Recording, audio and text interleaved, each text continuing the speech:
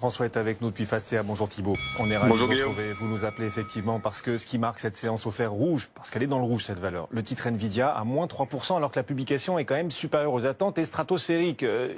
Que veulent de plus les investisseurs? Que veut de plus le marché là, Thibault? Mais c'est vrai qu'elle est hors norme, là, cette publication. On est à triplement du chiffre d'affaires sur le troisième trimestre, donc c'est assez exceptionnel, bien supérieur aux attentes en termes de chiffre d'affaires et en termes de résultats. Donc c'est pas forcément cette news qui est vendue.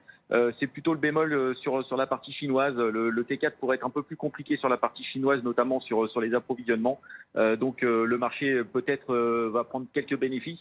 Il faut dire que l'action a gagné plus de 15% sur un mois. Donc les chiffres ont été anticipés par le marché. On s'attendait à une bonne publication et une publication au-dessus des attentes.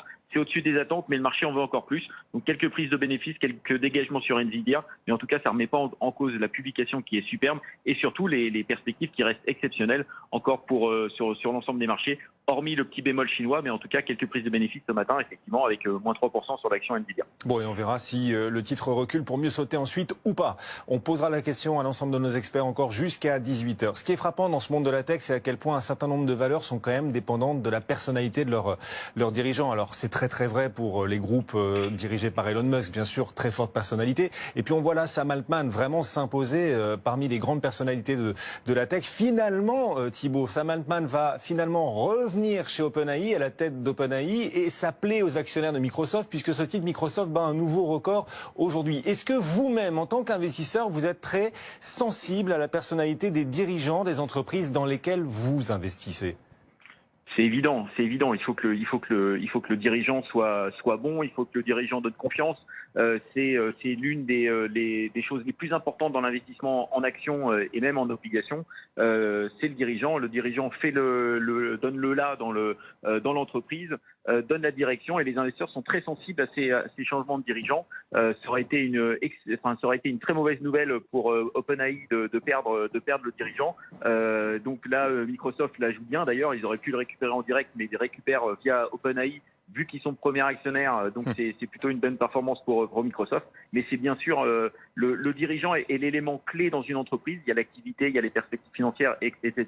Bien entendu, mais c'est le dirigeant qui donne là, et c'est extrêmement important dans n'importe quel investissement qu'on réalise aujourd'hui sur le marché. Et là, ce qui plaît au marché, c'est que comme Sam Altman va revenir chez OpenAI et ne pas intégrer directement les structures de Microsoft, ce sera peut-être des coûts en moins pour Microsoft. Pas besoin d'échafauder de nouvelles structures avec à leur tête Sam Altman, puisqu'il restera donc chez OpenAI. Et comme Microsoft est le principal actionnaire d'OpenAI, finalement, Sam Altman reste quand même de la famille et continuera à rouler pour Microsoft. Mais pour Microsoft, ce sera à moindre coût en l'occurrence. Microsoft aujourd'hui progresse bien sur le marché américain. Est-ce qu'on peut se mouiller, Thibault, et est-ce que vous pouvez nous dire s'il y a une entreprise, par exemple, dans laquelle vous choisissez aujourd'hui d'investir presque uniquement parce que son dirigeant vous rassure, vous donne confiance, voire vous enthousiasme?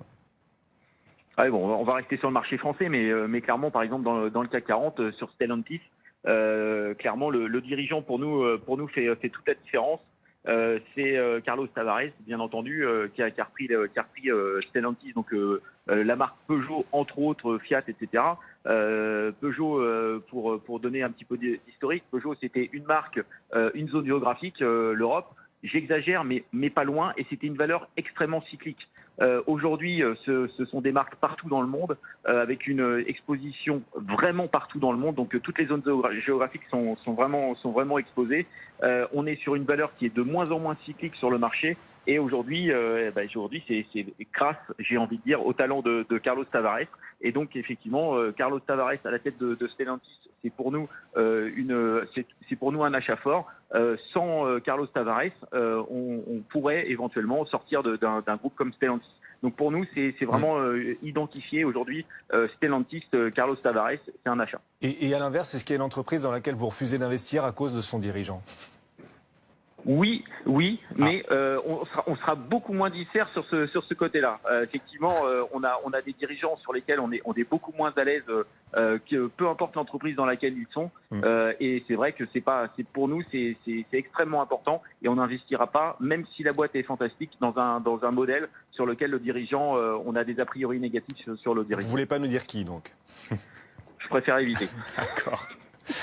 Tiens, vous restez avec nous Thibault, on va parler d'Elior, l'un des cartons du jour sur le marché aujourd'hui, mais d'abord, zoom sur la consommation. Étienne nous appelle à nouveau depuis la tour Euronext. Étienne, une des valeurs phares à suivre aujourd'hui en Europe dans la consommation. Donc le titre Kingfisher qui souffre